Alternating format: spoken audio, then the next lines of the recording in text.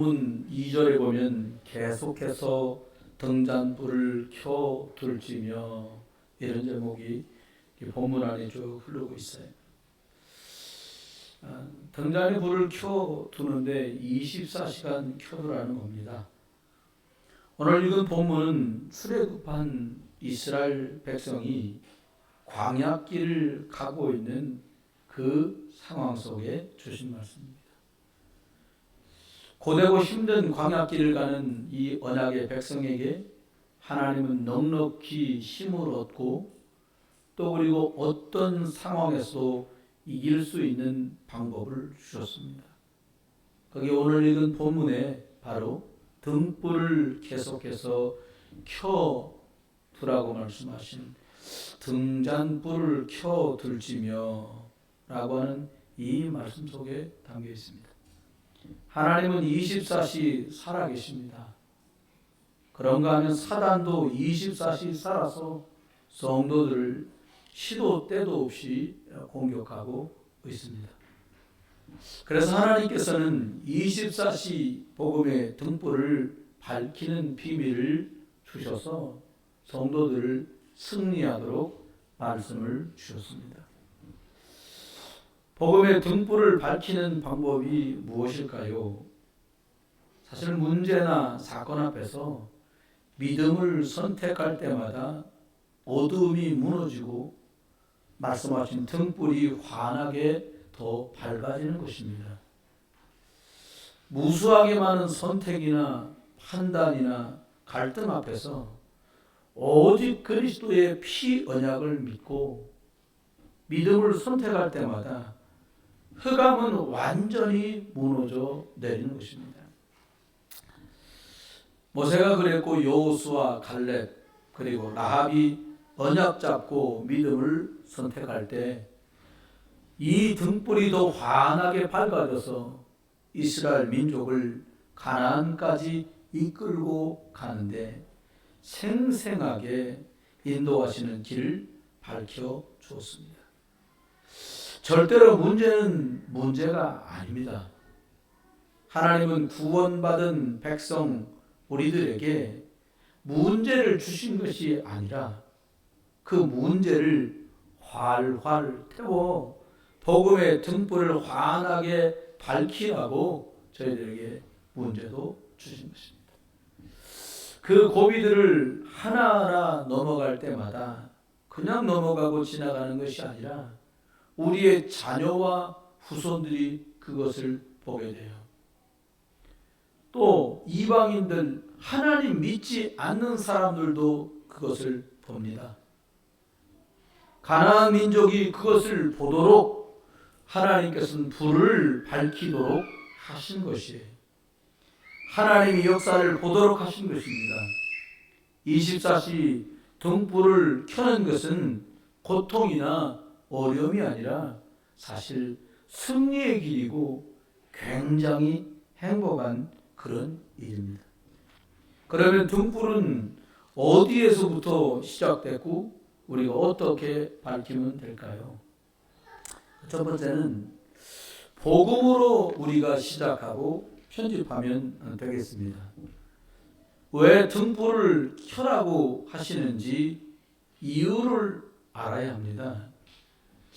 창세기 3장 하나님을 떠나서 원죄와 운명에 빠지고 사단 마귀에게 완전히 장악돼서 이 땅은 흑암으로 벌써 가득 차버렸어요.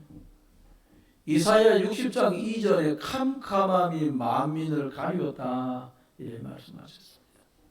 그래서 복음으로 편집하라는 말은 첫 번째는 그리스도는 이 세 가지 문제를 단번에 해결하셨습니다. 어떤 문제죠? 재앙과 운명을 해결하셨어요. 거기에 무슨 부족 조각이나 달개비 만들어 갖고 해결할 수 있는 문제가 아니에요. 지옥 배경에서 우리를 건져서 하나님 자녀로 완전히 인치셨습니다. 눈에 안 보이는 더러운 귀신을 단번에 꺾어버리셨어요. 사실 이게 눈에 안 보여서 그렇지 온통 귀신이죠. 그리스도를 영접할 때 엄청난 빛, 이것이 우리 안에 비추어진 것입니다. 그리고 우리가 예수 그리스도를 고백하고 인정하고 시인할 때 이 빛, 이것이 우리 속에서 활활 타오르게 되는 것입니다. 복음으로 편집해야 되는데 어떻게 하면 됩니까? 구약에는 수천 년 동안 이 예수 그리스도를 예언해 왔던 책입니다. 이스라엘이 생명을 걸고 지킨 세절기, 바로 이 세절기의 빛이 주인공이신 그리스도를 가리키는 그림자로 세절기를 보여주셨어요.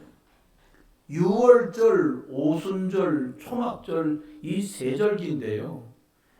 유월절 양의 피는 그리스도의 십자가에서 죄 없이 흘리신 피를 나타내는 거예요.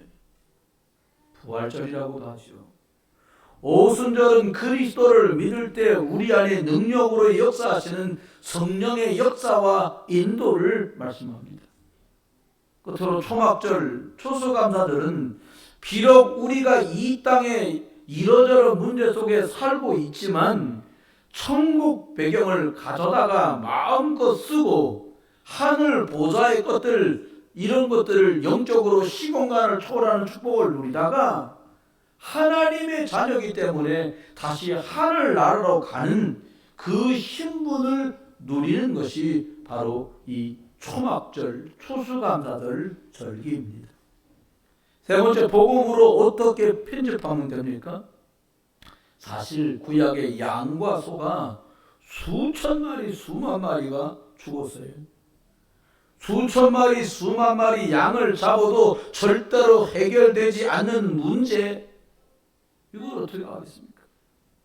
괜찮은 제사장이 오고 괜찮은 왕이 오고 괜찮은 제사장 선지자가 있어도 해결되지 않던 이 고질적인 저주와 취향 문제, 인생의 근본 문제를 예수가 그리스도로 오셔서 완전하게 그리고 단번에 깨끗하게 해결하셨는데 이분이 바로 예수 그리스도인 줄 믿으시기 바랍니다. 이론이 아니라 실전이잖아요. 그렇죠? 그리스도는 인생의 모든 문제의 해답입니다. 사람이 이렇게 해봐라 저렇게 해봐라 말씀하지만 오직 하나님 떠난 인생은 하나님께 돌아가면 되는데 그 돌아가는 해답과 열쇠가 그리스도인 것을 알고 체험하고 확인하면 돼요. 여러분의 문제는 무엇입니까? 다양하겠지요. 우리가 가진 문제가 1000가지일 수도 있고 10,000가지일 수도 있는데 근본 문제는 딱 하나예요. 창세기 3장 이후에 생긴 사건이고 문제입니다. 그래서 우리의 답은, 이 문제의 답은 오직 하나, 창세기 3장 15절에 주인공 되신 여자의 우선 예수 그리스도께 돌아가고 이 예수 그리스도를 붙들면 되는 것입니다.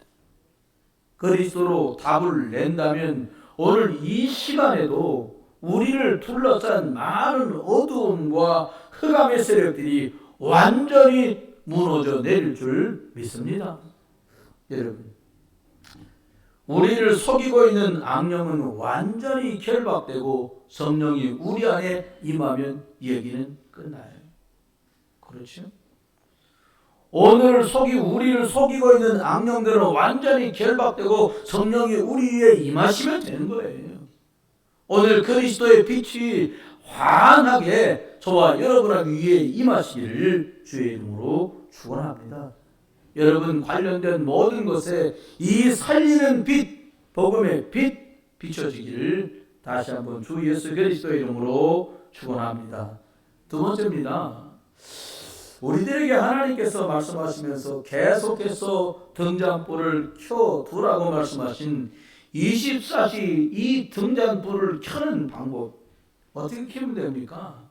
두 번째는 모든 사건을 with 하나님이 나와 함께 하시는 것 속에서 임마누엘, 하나님이 우리와 함께하는 것 속에서 원네스, 모든 것이 합력해서 선하게 인도하고 계신 것을 믿는 그 안에서 생각하고 설계하라는 것입니다.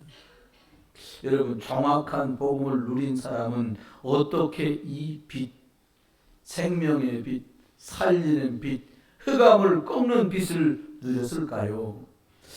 믿음의 선배들이 이것들을 잘 누린 것이거든요.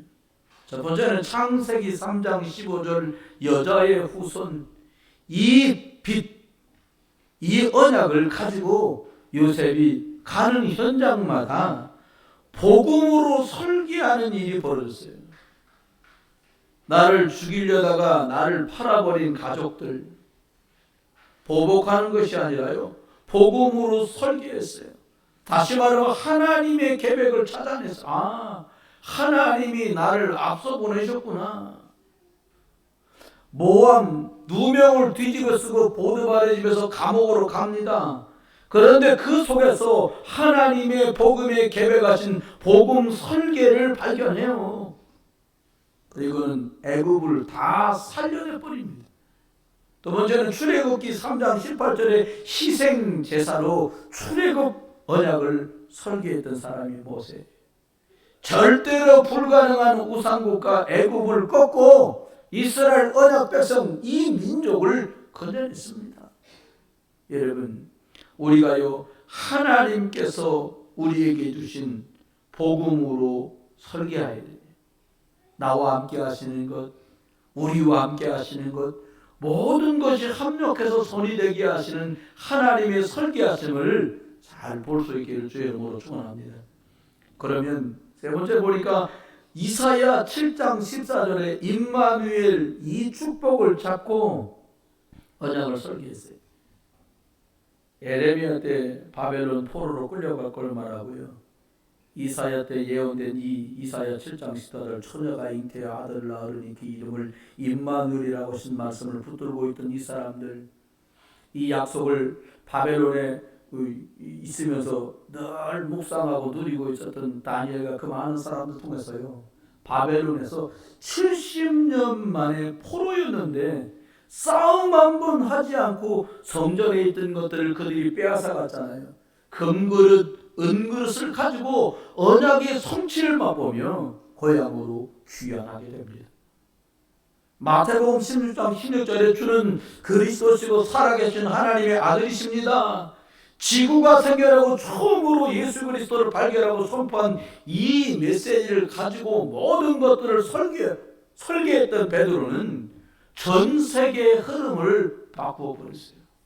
여러분, 위기, 고난, 답답한 문제 있으십니까?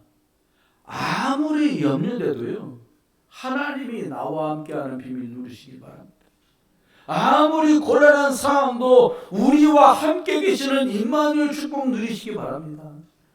이해가 안 되는 상황이 벌어져도 모든 것을 합력해서 선을 이루시는 원네스의 하나님의 계획을 바라보면서 새로운 축복을 설계하시는 저와 여러분 되시기를 주의 이름으로 축원합니다.